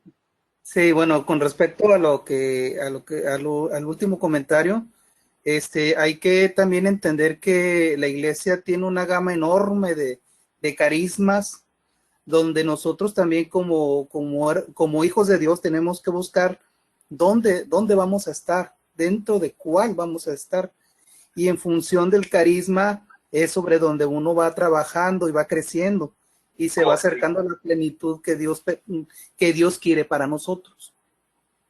Correcto. Mira, una vez un sacerdote me dijo, ¿verdad?, que en la iglesia hay muchos nichos, ¿verdad? Cuando uno va a la iglesia que ve los nichos donde son esos huequitos que ponen a los santos. Sí. Me dijo, mira, en la iglesia hay muchos nichos y no todos los nichos me vienen bien a mí, ¿verdad?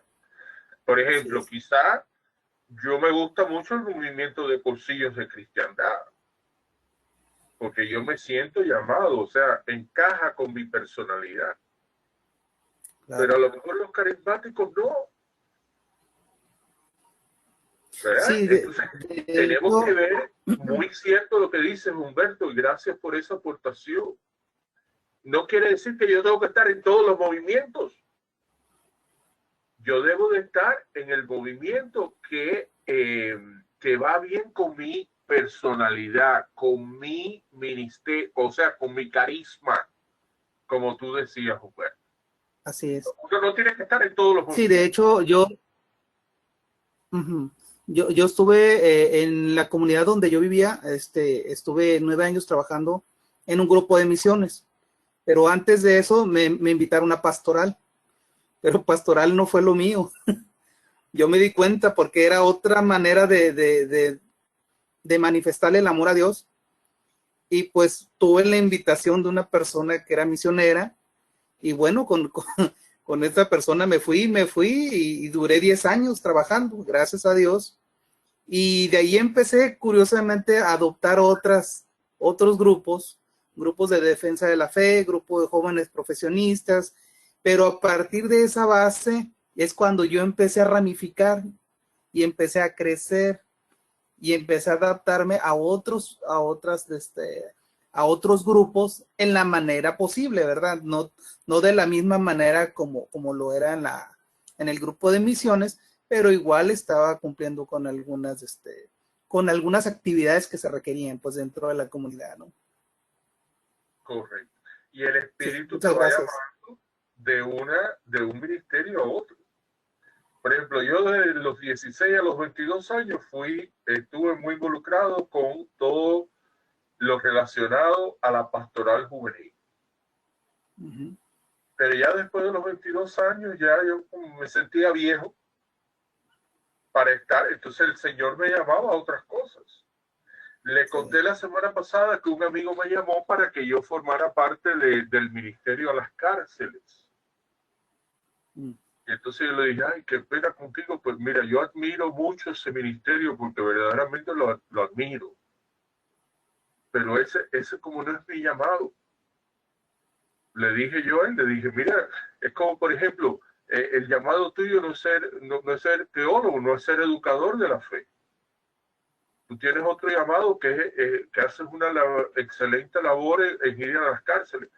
Pero yo sinceramente me da pena, pero yo verdaderamente no me siento llamado a ese ministerio. Entonces uno tiene que conocer sus límites. Uno no tiene que estar en todo. Pero en aquello en lo que el Señor te llama, trata de hacer lo mejor posible. No se sientan mal por eso. El Espíritu nos llama. Y el Espíritu nos llama a una actividad, a un ministerio en el cual nosotros nos sentimos, o sea, estamos llamados para eso, por nuestro carisma, por nuestro talento, por lo que Dios nos ha dado. No tenemos que estar en todo. Pero en aquello que estamos, tenemos que hacer lo mejor posible. ¿Verdad? Muy buena tu contribución, Humberto. Me alegro que lo hayas dicho, porque Gracias. eso es muy importante, muy valioso. Diácono, yo creo que ya terminamos. Sí, y bueno, no se olviden de la tarea. ¿No? Y me incluyo yo también en el grupo de no olvidarnos de la tarea. Y primero Dios, nos vemos la semana que viene. Y que el Señor esté con ustedes. Y con tu espíritu. Espíritu. Que la bendición de Dios, Padre Todopoderoso, descienda y permanezca con cada uno de ustedes, Padre, Hijo y Espíritu Santo. Amén. Ahora sí podemos ir en paz. Bueno, Demos gracias. buenas noches a todos.